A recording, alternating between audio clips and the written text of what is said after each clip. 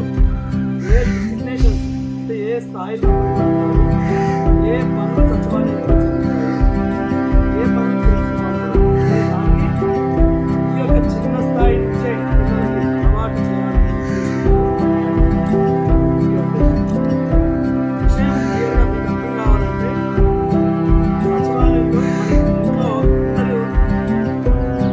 అందరూ అంటే పిల్లవాళ్ళు ఉన్నారు, అమ్మా నాన్న వాళ్ళు ఉన్నారు కదా, ఊరు ఉండే వాళ్ళు ఉన్నారు కదా, వ్యవసాయం చేసే వాళ్ళు ఉన్నారు కదా, ఉన్నారా లేదా? వ్యవసాయం చేసే తల్లిదండ్రులు ఉన్నారు లేదా? ఆల్మోస్ట్ 90% వాళ్ళే ఉన్నారు, కరెక్టే కదా?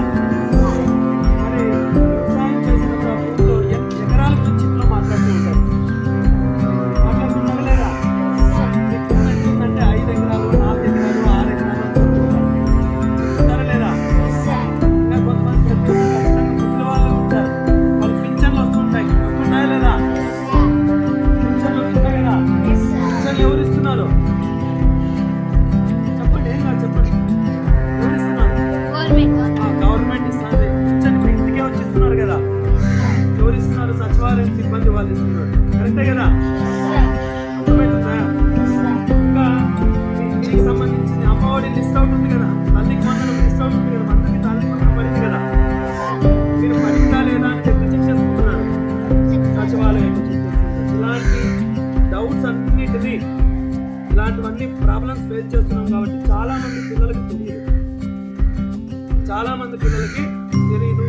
ఆ తెలియనటువంటి దాన్ని మనం ఈ ప్రోగ్రామ్ నుంచి మన సార్ వాళ్ళందరూ ఉన్నారు, వాళ్ళు ఏ స్థాయిలో ఉన్నారు, వాళ్ళ పరిధిలో ఏ ఏ పనులు చేయొచ్చు, విద్యార్థులుగా మీకు ఏ పనులు ఉపయోగపడతాయి, మరి తర్వాత మీ తల్లిదండ్రులకు ఏ విధంగా మీరు చెప్పాలి, మీకు సచివాలయంలో ఏం జరుగుతాయని చెప్పాలనేటువంటి విషయం టీచర్స్ ద్వారా తెలుసుకోవాలనే ఉద్దేశంతో ఈ అబ్జర్వేషన్ ప్రోగ్రామ్ని పెట్టడం జరిగింది.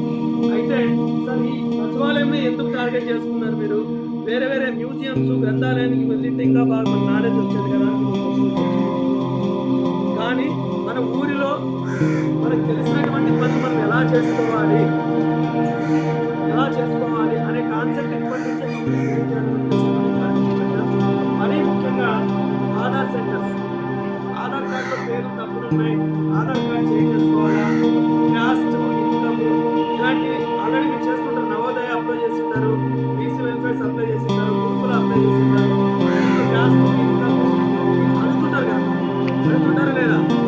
మరి ఆధార్ అప్డేషన్ లేదంటారు, ఆధార్లో పేరు సరిగ్గా లేవంటారు, మీ క్యాస్ట్ పేరు సరిగ్గా లేదంటారు. ఇలాంటివన్నీ సమస్యలన్నింటినీ ఎవరెవరు ఎక్కడ సాల్వ్ చేసుకోవాలనే ఉద్దేశంతోనే ప్రోగ్రామ్ పెట్టడం జరిగింది.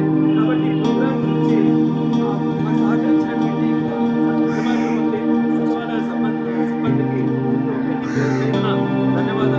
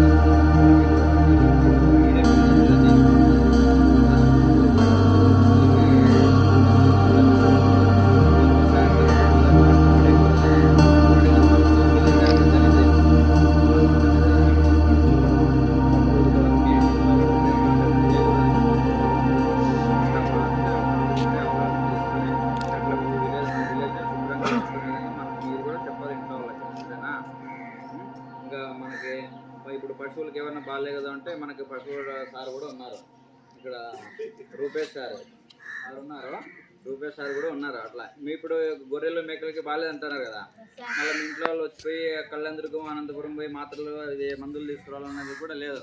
మన సార్ ఇక్కడే ఉన్నారు, ఇక్కడే చూస్తారు. మళ్ళీ మీకు ఇప్పుడు బాగాలేదన్నారు హాస్పిటల్లో పోయి కదా ఇక్కడే మనకి మేడం పోయినా కూడా ఇక్కడ టాబ్లెట్స్ ఇస్తారు, ఇంజక్షన్ చేస్తారు. బాగాలేదండి సో మీకు అన్ని విధాలుగా కూడా మన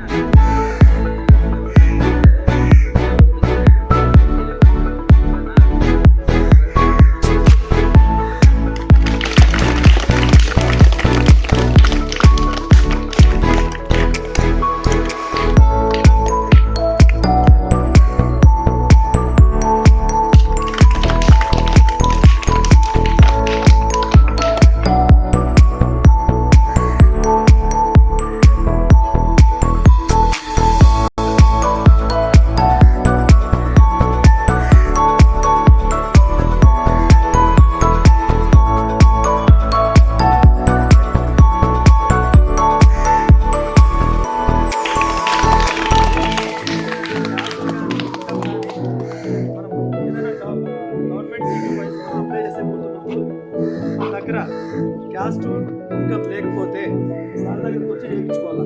అర్థమైంది? ఇక్కడనే కాదు, ఏ ఊర్లో వాళ్ళు విఆర్ఓ విలేజ్ రెవెన్యూ ఆఫీసర్ అని ఉంటారు, అక్కడ దగ్గర కలిసి క్యాస్ట్ ఇన్కమ్ అప్లై చేసుకోవడానికి ఛాన్స్ ఉంది. అర్థమైందా? సార్ మాట్లాడుతున్నారు.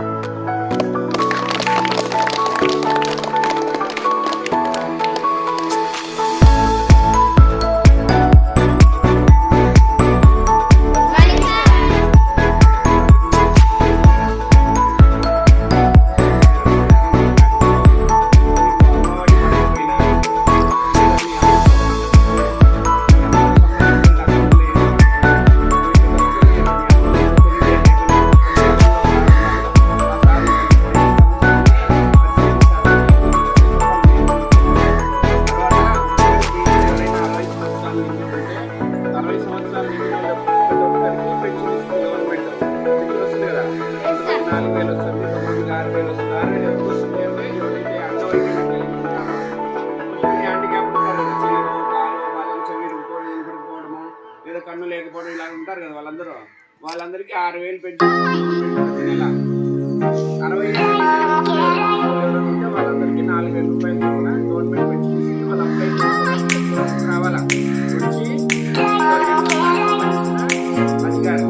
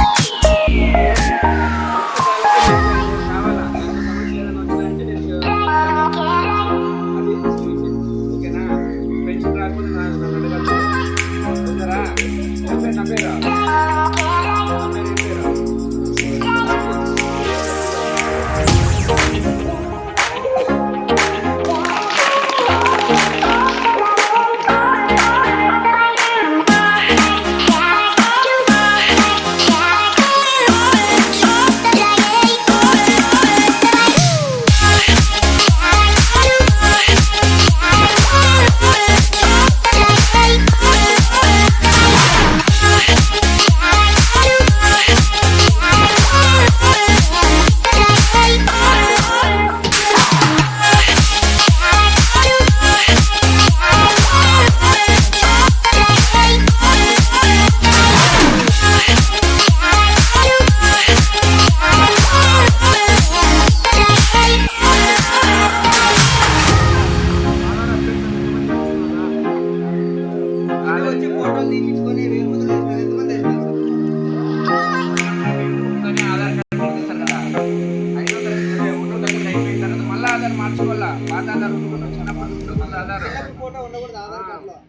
పెద్ద అయినా గుడ్డాలా మళ్ళీ మీ అందరూ మార్చుకోవాలా మీరంతా వేసినారు వేలుముద్ర